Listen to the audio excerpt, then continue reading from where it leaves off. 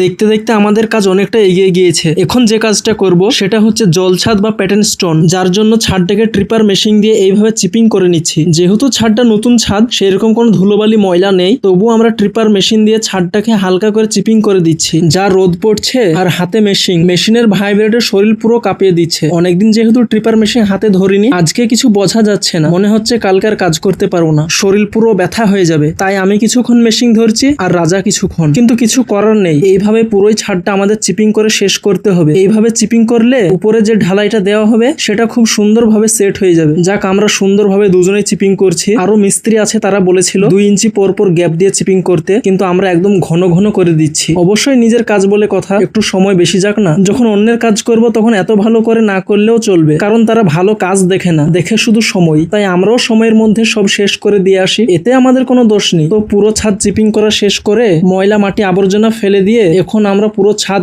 এইভাবে তার ব্রাশ দিয়ে ঘষে ঘষে ছাদের ছাল চামড়া তুলে দেবো, যাতে ছাদে একটু পুরনো মশলা ময়লা না থাকে। খুব সুন্দর পরিষ্কার করছি, কিন্তু একদম ছাদের অরিজিনাল নিকেল বের করে দিচ্ছি। আর হ্যাঁ, এটাই সমস্যা, ঘষতে ঘষতে কতবার যে আমার ছাল চামড়া উঠে রক্ত বের হয়ে যাচ্ছে তার কোনো ঠিক নেই। তো যাক, খুব সুন্দরভাবে ছাদটাকে মেজে ঘষে পরিষ্কার করে এখন আমরা ছাদের ফাইনাল লুক দেব। মোটর চালিয়ে এমন ভাবে পানি স্প্রে করব ময়লা মাটি সব দূর হয়ে যাবে। চিপিং করার সময় যে ছোট ছোট গর্তগুলো আছে সেখানে ধুলোবালিগুলো ঢুকেছে, তাই এমন ভাবে আমরা ধুলোবালিগুলোকে স্প্রে করে বের করে নিয়ে যাচ্ছি যাতে কোনো ধুলিকণা না থাকে। পুরো ছাদ একদম নিখুঁত ভাবে পরিষ্কার করে ফেলেছি, কোনো ময়লা আবর্জনা কোনো কিছুই নেই। এইবার আমাদের প্যাটার্ন স্টোন করার সময় একদিন আগে সমস্ত বালি চালনায় চেলে নোংরা আবর্জনা বের করে নিয়েছিলাম, তারপর বালি পাথর পুরোটাই ছাদে উঠিয়ে রেখেছিলাম। আজকে আমরা পুরো ছাদ প্যাটার্ন স্টোন করব। লেবার মিস্ত্রি মিলে 8 জন আছি, কারণ যত তাড়াতাড়ি শেষ করতে পারবো তত ভালো। আকাশের অবস্থা ভালো না, মেঘ ঘোরাফেরা করছে। এই প্যাটার্ন স্টোন করাটা প্রত্যেকটা ছাদের খুব প্রয়োজন। এটা ছাদ পাকা করা একটি শক্তিশালী পদ্ধতি। সাধারণত মূল ছাদ ঢালাইয়ের উপর, মানে এই ছাদের উপর আরেকটা স্তর দেওয়া হবে। যে সরু চিপস পাথরগুলো পাওয়া যায়, ওই পাথর দিয়ে ঢালাইয়ের মশলা তৈরি করে এই ছাদের উপর আরো 2 ইঞ্চি স্তর দিয়ে সিমেন্টের ঘোলা ঢেলে ফিনিশিং দেওয়া হবে, যা ছাদকে রোদ বৃষ্টি ড্যাম থেকে 100% সুরক্ষিত রাখে। তো যাই হোক, খুব সুন্দরভাবে আমরা ছাদের প্যাটার্ন স্টোনের কাজ শেষ করলাম।